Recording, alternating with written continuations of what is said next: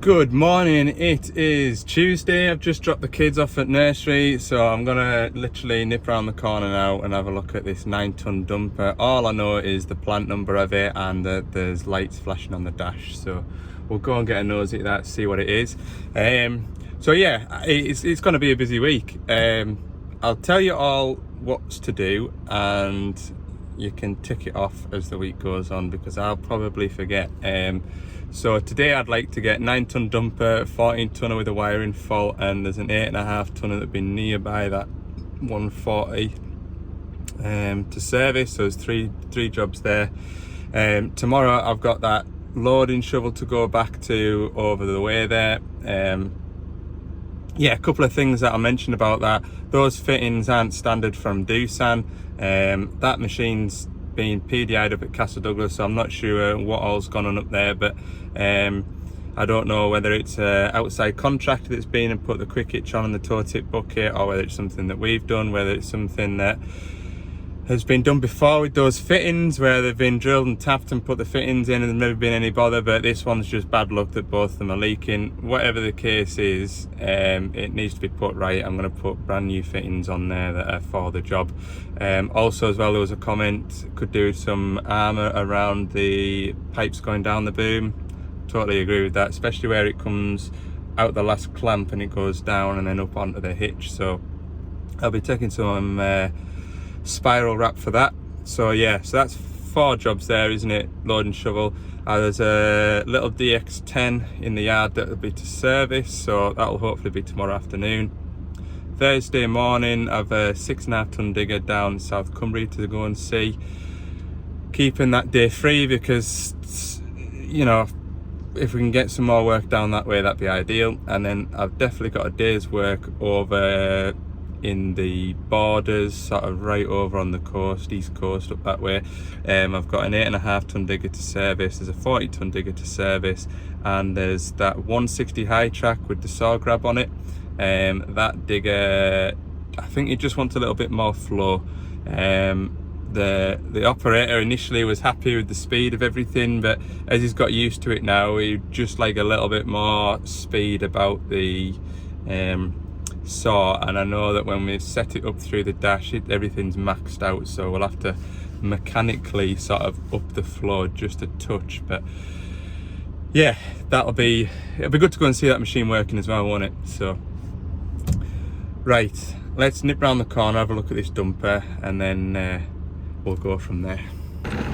Right, so when I got here, there was absolutely no faults on the dash, but talking to the driver, if you drive around for 15 minutes, the dash lights up like a Christmas tree, and it has done. So I've got an error code there, SPN 100 FMI1, and there's lights flashing and all sorts. So I'll plug my phone onto it and see if I can read the error codes, but I have a feeling it's an engine fault going by all the engine lights that are flashing on the machine. Those Meclac dumpers have a Perkins engine in, and we aren't licensed to do any warranty work on Perkins engines in the Meclac dumpers. Although I've got software to plug into the Perkins engines in our diggers, we can't plug in on the dumpers, and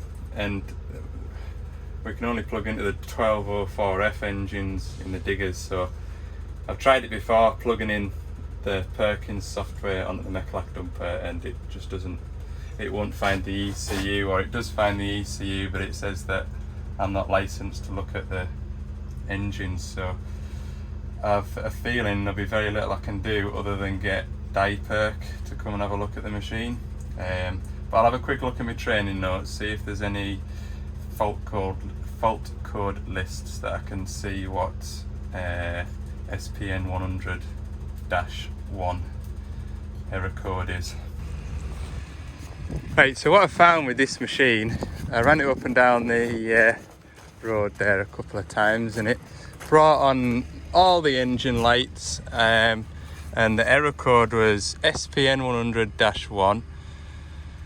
Now, like I say, we're not licensed to work on these engines for warranty work, but when I checked the engine oil level, it was sitting slightly high. So I've drained the engine oil out of it, put some fresh stuff in it, ran it up and down the road again, and sure enough the error code came on again. So what I thought I'll do, I'll just have a quick look at the engine oil pressure switch. Why didn't I look at that in the first place? Well, probably should have done, because I would have came across oil on the end of the plug. So it's obviously passing oil through the switch, so the switch is packed in. So it's a funny one now.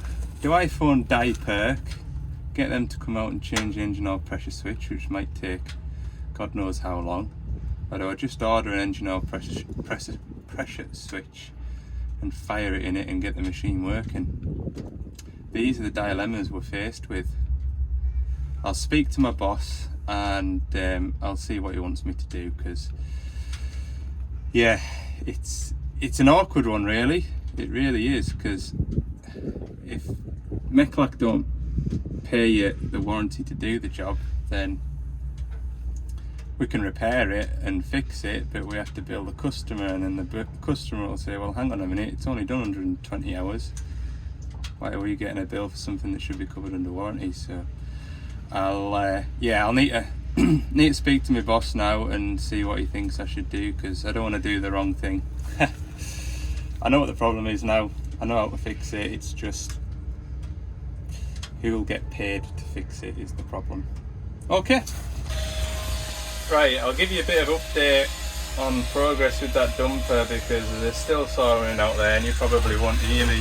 But yeah, it's 22:11 now, so I spoke with my boss at about 10 o'clock and he said, right, it'll have to be a Diagnosing job. So went ahead and found the engine serial number and the model number, blah blah blah, because I knew as soon as I phoned Perkins they would want all the numbers. So phoned Perkins and they said, well, to be able to claim under warranty they need instruction from Mechlac to go to the dumper.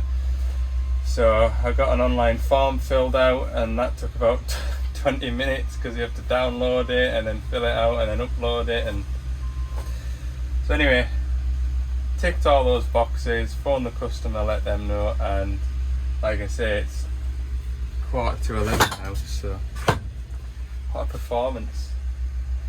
It's so frustrating, because I can see the problem, I can see what it needs. It's a 5-minute job, but they're probably going to send somebody from Manchester to come and do it. Anyway, that's just the world we live in, paper trails, and yeah, you can't just pick up the phone to folk anymore, can you? You've got to fill out forms and send emails, so you've got a paper trail to back up something if something goes wrong. But yeah, that has taken rather a lot longer than I expected it to, so I'm going to pack up now, and I need to nip into the yard to pick up a service kit for 8.5 tonner, which hopefully I'll get if I get this 14 tonner with the wiring fault sorted. So my head's just gone. I'm not made for paperwork just yet. I'm not ready to sit behind a desk and do paperwork yet. I just like to be getting on. This very clean and tidy 140 tail swing. So what happened yesterday was the screen went off. The fan had a mind of its own. Well, it didn't have a mind of its own. You just couldn't turn the fan speed down.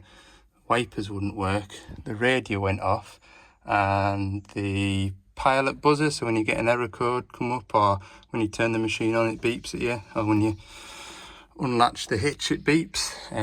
All of that wasn't working. Now I told him to check this 10 amp fuse here, because I know that feeds the pilot buzzer as well as the gauge panel, as well as the auto idle pressure sensors and the pump pressure sensors, etc.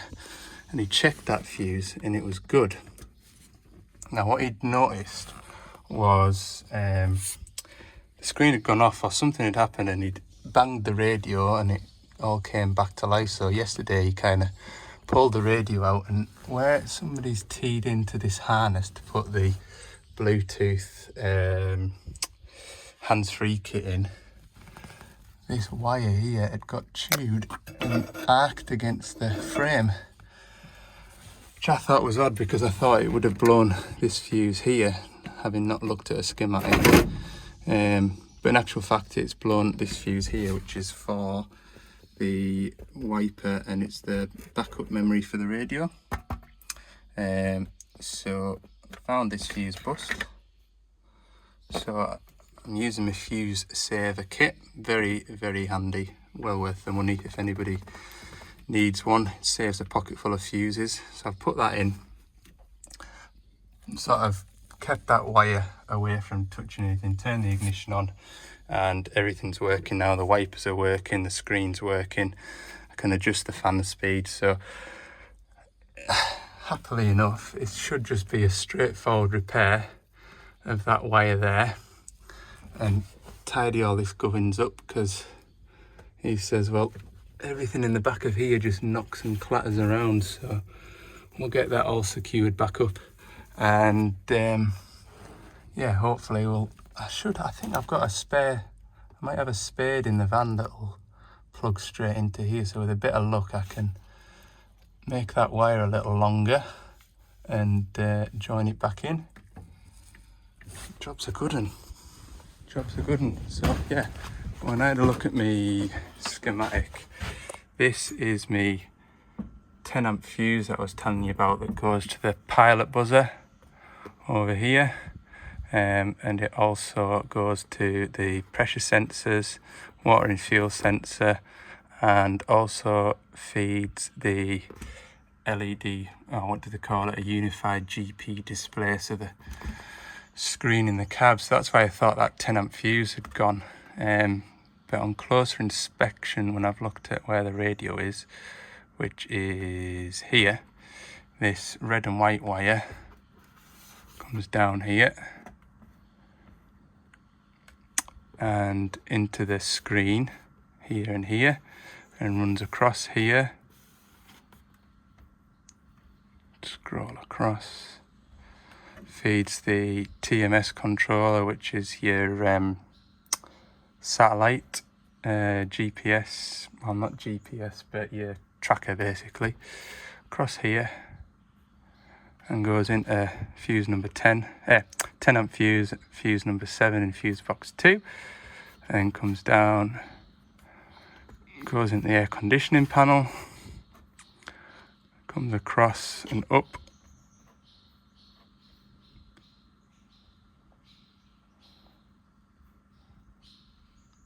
and into the wiper switch panel, control panel, and all that good stuff. So just repair that wire in the headlining and put everything a bit neater and tidy, where it's not going to rattle about and rub through another set of wires and cause more problems. Happy days. Nice and straight, nice and straightforward. I'm a bit lucky with that one. So I'll just have a look in my boxes of bits and pieces, see if I can't find it. I'm sure I've got some of those crimp-on spades that go into those types of plugs somewhere, or I did have in the old van. Where I put them now, I don't know, but I'll have a ratch. Right, that's everything back together. I've just checked everything's working as it should be. I did have this tidied back up again, but what I did, fatal mistake, was I put everything back together and then tried everything. Everything worked. Radio came on, which it wasn't doing, but there's no sound coming out of the speakers. So I've tested the speakers and both speakers are kaput, which may be the consequential damage of the wire in the back of the radio being shorting out. But to be fair, I have had, and it does seem odd, doesn't it, that both speakers are away, but I've had machines when they've been traded in, speakers will be fine, and then you come to start the machine and, you know, check it over for a new customer, and the machine's been sat for a while and the speakers go. But anyway, we'll try a fresh set of speakers in. I'm pretty confident because when I've tested them, we googled how to test speakers, and it does seem that way. So they're not a fortune, and it's probably worth trying. So I'm going to leave that cover out and put my new 10 amp fuse in here. Now I know I don't need my fuse saver. There we go. So that should yeah, everything comes on. Fan blowers, they're working. Window wiper, that's working. The screen's working, and the buzzer is working. So jobs are good. Right, I'm going to pack up and get on to the next job, which is a 8.5 tonner service. It's not too far from here either. Right, I've got to my last job of the day, hopefully. This is a DX85. It is on 2,500 hours, or just over anyway, so it's needing a 500 hour service today. Yeah, that's right. Bonnet's locked. Yeah, nice and straightforward. Hydraulic return filter, engine oil and filter, and 2 fuel filters, and 2 air filters as well. Don't forget the air filters. Yeah, should be straightforward. I've got the machine set up. Again, I'll do the final drive oils, and yeah, that'll be it, won't it? Right, we'll crack on with this. I think he said that the fan belt needs... Watch me leave those keys there and forget about them. Yeah, fan belt is a little slack. And the air conditioning belt. Probably give that a little nip up as well, not too much though. Yeah, it is, time's about, I think it's about 2:30 now. I did treat myself and I stopped for my lunch. So that was a nice change, to just sit still and eat my sandwiches rather than grab a bite as I work on something. So just having a quick scan over the machine. It's been running for 5 minutes there while I've set it up, so I can have a quick look over for any oil leaks. Everything's up to temperature. Everything looks good. I do always find with these 8.5 tonners, you fill the coolant level up to the full mark when it's cold. Guarantee you, after a week's work, it just kind of, that seems to be the natural settling point for these 8 tonners. So if you do have one and you're concerned that it's losing coolant, I can guarantee you that it'll always just want to settle there. Once it does get down to there, it'll just settle and stay there. Something I've noticed, because there's a fella bought a new machine and I'd never really paid any attention to it, and I had the cab up, I had the air conditioning box out to look for a coolant leak, and I could not find anything at all. And yeah, I had a right good look over it, couldn't find any evidence of it leaking, and set it to the full mark, left it there, went and did the first service on it 250 hours later, and it was still sort of sat on here, and it has been ever since. Anyway, I'm just waffling on now. Right, get a boiler suit on. It's certainly, it's funny, isn't it, when you come out of winter and you have a day that's 17.5 degrees, which it is today. It's almost a hot day, isn't it, after the winter time? But when you've had a fortnight there of mid-20s, 30 odd degrees, it feels plumb and cold. I'll put a boiler suit on. Right, very good, let's crack on.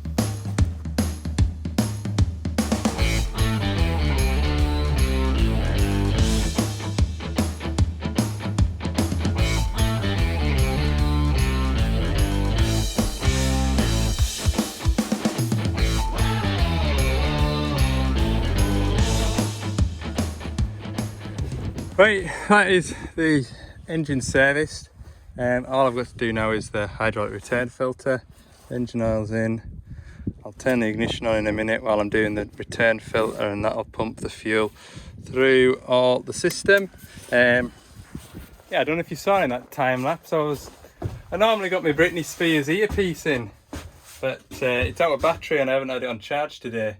But the phone hasn't stopped for the last 40 minutes. So there might be a little extra job to do when I'm over in sort of Berwick-on-Tweed area. There might be another little job to nip into. We'll just have to see how that one develops. Yeah, I've got Berwick-on-Tweed area penciled in for Friday, I think. And then Thursday, there might be a loading shovel to service South Cumbria, which would tie in with my little 62 that's to service while I'm down that way, so that'll put a nice little day in. Tomorrow I've got that loading shovel to go back to with those adapters, and then back to the yard to service a little DX10 that was dropped off for me today, I think. So yeah, everything's tying in nicely. I've got one job which is only going to be half a day's work, and that's sort of Lake District, Northern Lake District area. But the owner says, oh, just no panic. It is on a job at the minute, so we'll maybe get that at the start of next week. We'll just see how the week goes. But yeah, it's good to try and get, as you've noticed there, I try and group machines into areas so I'm not running up and down and backwards and forwards across the country, left, right and centre. Because I am only one person, and as much as some of my customers think, I don't have a time machine and I can't teleport either, so I try and be organised. Do anyway, yeah, right, crack back on with this return filter, which is what I came to the van for. Get that changed, put that belly plate back on while I remember, and better put some oil back in the hubs as well, look. Right, I'll set you back up on a time lapse and I've got my hands free and we can get on.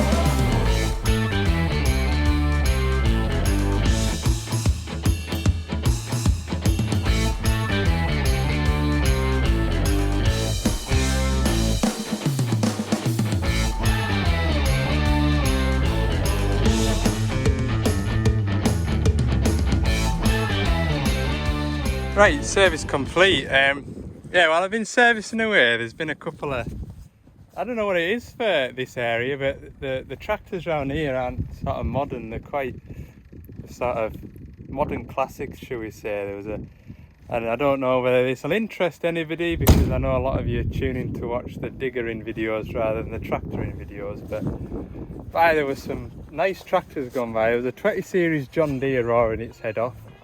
That sounded really good. And then there was like an old square shaped Fendt 716, 718, that sounded well. There was a Class Arian with the John Deere engine in it, and that must have not had a silencer on it because that thing was barking away. And down the field there, one of my favourites, it is a Case CVX. Don't know what it is, whether it's a 160 or 190. No, I don't think it's a 195. I like those tractors. If I ever won the lottery, I'd buy a really, really tidy one of them. I would. I just think they sound absolutely awesome. They do. Anyway, we'll get back to the diggers. Right. Everything's done. Just at the end there, at that time lapse, I just bled the fuel through into the injection pump. We'll turn this radio off so I don't get into trouble, and I need to put the password in, so that is I can't remember. Yes, there we go. So with a bit of luck now, this should start up. Good. Right, I'll open the bonnet again, just to make sure none of my filters are leaking, because that has happened to us before.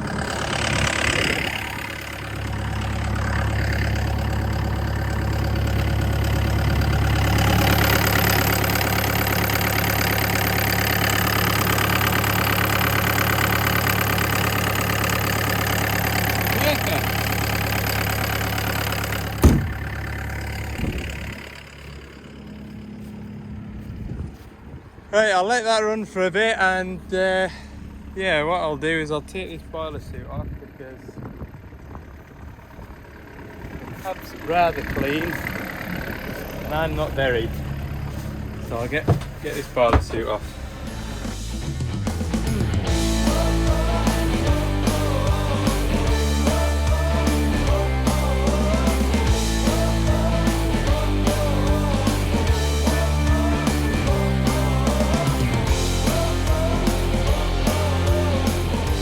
There we go, another jobbed. Happy days. So we'll leave it at that for today then, and tomorrow we're back on the 66 through to Middlesbrough. Yeah, and then like I said, back to the yard, and we'll hopefully get that DX10 serviced. Getting through the list quietly and steadily. We're getting through the list. So yeah, I'll see you in the morning. Morning all, back in Middlesbrough at this loading shovel, and I'm pleased to announce that my repair the other day has worked a treat. The fittings aren't leaking anymore, but yeah, for peace of mind, I'm going to put these new ones on that I got delivered yesterday. So got my bag full of bits. Here, that's what I'm going to be putting on. I'll put some spiral wrap, which I've got here. Put some spiral wrap on the rubber hoses from the last clamp down and up onto the hitch as well, just to finish that off, because when you look at the other machines that are on site here, they've all got some sort of protection on the hoses that go onto the quick hitches or the toe tip buckets. So we'll do that, and we know it's going to be right. And yeah, as you can see from the other machines, they do get a good workout. So anything that I can do to kind of prolong the life expectancy of things is it's only going to be a good thing, isn't it? So right, I'll grab my bits and pieces that I need to do the job, and then job should be a good one. Right, there we go. I've spiral wrapped these hoses here and up at the top there, and I've also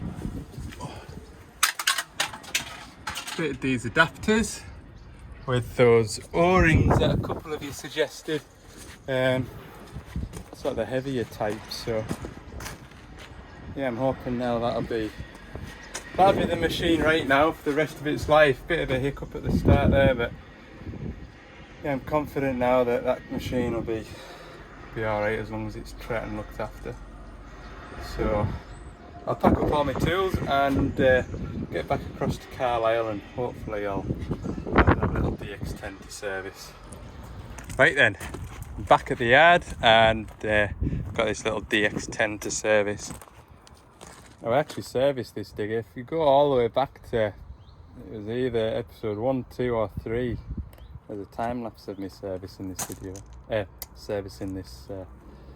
digger last time. So I'll see how many hours is on it, because I'm sure the last time I serviced it, it was its first service. So I'll have a look at the service schedule, because quite often with these little diggers, you maybe see them for the first service and then you never see them again, but more often than not you send them out and you very rarely see them again. So I don't actually think I've done a second service on a little DX10 before, so I'm not entirely sure what all it's going to need. I'll probably do the final drive oils anyway, and yeah, we'll go from there. So it's on 513 hours. I've never known a little micro digger to gather up that many hours, to be fair. Yeah, I'll have done 250 hours since, when did I start doing these videos? February, March this year. Good effort, like, good effort. Obviously it's a handy little tool for him anyway. So yeah, I'll set up the hubs, and I think it's going to get everything again, isn't it? 500 hours. Cool. Yeah, I've just checked and it is everything, so yeah, we'll get everything changed on it. There's something about getting back from a bit of a road trip like that. I mean, it was 2 hours there and 2 hours back, and you really don't feel like doing anything when you get out at the other end. But never mind, it's just a service on a little digger, isn't it?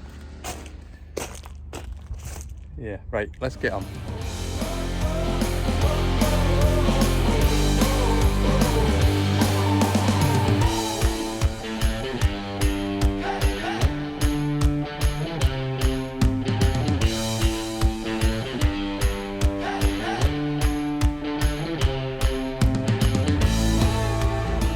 So that is the machine fully serviced. I think it's the end of the day now, but I think if I get a chance to at some point this week or beginning next week, I'll just put a little bit of heat on that and try and straighten it for him, because I can imagine that gets a bit irritating if he's trying to tidy up. No, jobs are good, and I'll maybe even give it a rinse off as well. So I'll leave it at that for today. Busy couple of days, everything's going to plan at the moment, touch wood. Tomorrow I've got a 420 shovel and a 6 tonner to service. That'll be tomorrow. And then Friday head over to the northeast coast or the southeast. If you're in Scotland, head up that way, Berwick way, and there's four diggers up that way to go and see. So it is busy, I'm coping, and yeah, it's all going to plan. So we'll leave it at that for today. Thanks very much for watching, and don't forget, if you haven't already, hit the subscribe button for more bits and pieces throughout the week. Take a look at Ali's Digger Diary on TikTok and Instagram, and yeah, don't forget to like and subscribe the video, because it all helps. And I've noticed the subscribers has kind of leveled off a bit, so we'll have a bit more of a push, and we'll crack on towards 4,000. Thanks again then, have a good evening, see you tomorrow.